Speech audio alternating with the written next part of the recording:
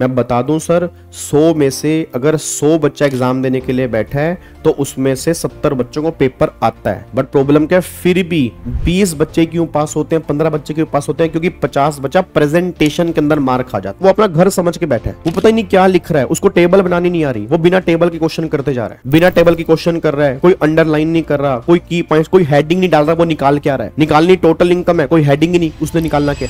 निकालनी taxable salary है, कोई हेडिंग नहीं है। निकालनी बिजनेस की इनकम है, कोई हेडिंग नहीं है। बिना हेडिंग के, बिना टेबल के क्वेश्चन कर रहा है। फिर कोई अमाउंट कहां पे आ रहा है, कोई अमाउंट कहां पे आ रहा है, कोई अमाउंट कहां पे आ रहा है। इसी चक्कर में 50% बच्चा जिनको आता है वो पेपर में फेल हो रहा है। रीजन क्योंकि उसको प्रेजेंटेशन नहीं आ रही। बट हाँ, अब जिसके प्रोविजन ही क्लियर नहीं है तो वो तो वैसे ही फेल है ना। अगर तुम सोचो नहीं सर फिर मेरे को लगता है मैं फेल हो रहा हूं प्रेजेंटेशन की वजह से, नहीं, पहले प्रोविजन भी चेक कर लो, जो आंसर निकाला वो सही भी था या नहीं था। ऐसा नहीं कि सारे नंबर प्रेजेंटेशन की है, प्रेजेंटेशन बहुत इंपॉर्टेंट रोल अदा करती है, बट इट डजंट मीन सिर्फ प्रेजेंटेशन ही रोल अदा करती है। ऑब्वियसली बात है, जो आपने लिखा हो वो सही भी तो हो, उसके बाद प्रेजेंटेशन की बात होती है। तो एग्जाम एक चक्रव्यूह है जिसके अंदर आप घुस तो जाते हो, बाहर आना बड़ा मुश्किल होता है। तो बाहर वही आता है जिसको चक्रव्यूह तोड़ना आता है, और चक्रव्यूह तोड़ने के लिए प्रोविजन अच्छे क्लियर होने चाहिए, आपने क्वेश्चन की बहुत सारी प्रैक्टिस की हो, आपकी प्रेजेंटेशन बहुत स्ट्रॉन्ग हो, आपने बहुत बढ़िया से टेस्ट दिए हो, मॉक टेस्ट पेपर दिए हो, और आपने घर में लिखने की प्रैक्टिस की हो, और आपकी स्पीड बहुत बढ़िया हो,